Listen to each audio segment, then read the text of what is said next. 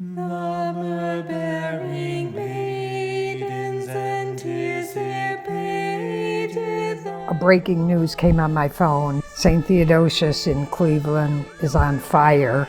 Our secretary, she called me that, Father, church is on fire, I see firemen here. Water coming out of the church like little creek. I did not expect the extent of the damage to everything that was there. It just takes your breath away. Devastation. Yeah, we were married there, our kids are baptized there.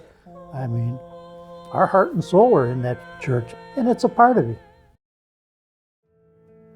The investigation is still ongoing. What we know is that they were working on the roof and they were soldering copper on the roof, and the fire just happened. It took us the better part of 60 days to make the structure safe. It was not an easy task to move all of this shoring into place while causing the least amount of damage to try to save what is good. We went in the church after the fire and we see, oh, the icons are still beautiful, everything is fine. It was on the roof, the fire didn't come down. But the longer we were here, the more we realized that this is not a quick repair by any means. We'll be lucky if the church stands when we get done. The fire damaged the west and north elevations of those three boxes. The interior and the structure of the cylinder and the dome were smoke damaged. There was no fire damage. When we started to disassemble the dome and the cylinder, it was very clear that we would not have been able to remove it and salvage it. So while it was fortunate what didn't catch fire, there was no way to remove it and save it. I have hope that we will be able to come back to church and worship here. And while worshiping, we can then also focus on working the iconography and restoration from inside. So the main first step for us is to build the roof and then do all restoration inside later. There's something about Cleveland and I think Tremont in particular that it's just such a close-knit community that if one of their own is hurting, like all of them are. St. Theodosius is the landmark, the singular landmark of the community.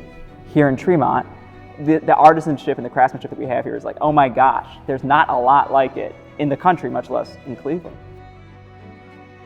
It's always been called the Deer Hunter Church, but that isn't the most important part of our church. The worship services are beautiful and meaningful. God is always taking care of us. We're conducting in the hall next door. The community has stayed faithful. Almost all of them are here on Sundays and Saturdays, and no matter how tight it gets, they're here. I don't think there was ever a question that we weren't going to do everything possible that we could to get it back. Because it is one of the finest Russian architecture pieces in the United States. This church earlier was raised and was a memento for all immigrants coming here. It was a beacon of hope. They all were working in the steel mills down there, and the church being on the little hill. First thing they saw in the morning, they got out of their house, the church, the domes. It'll be very easy just to throw your hands up and say, oh, what's the use? But we have stayed together and we're all hopeful. This is part of who Cleveland is. And by God's grace, we can get it back, and it may take some extra funds. I have 100% confidence that it can be restored to what it was before the fire.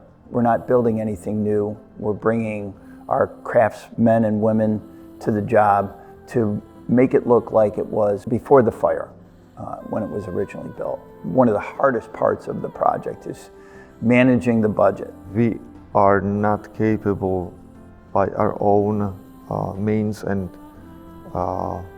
somehow strength to do this. We need His grace, we need good people. I have no idea as to the timetable for construction. I got a feeling it's going to be a few years, and the community's not going anywhere. We're here to make sure it happens.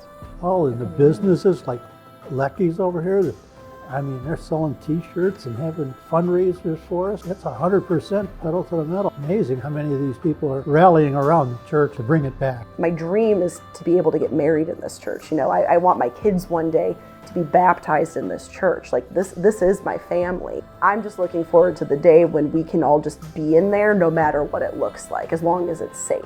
It's going to be emotional. I'm sure I'm going to cry like instantly, but it's going to just feel so good coming back home.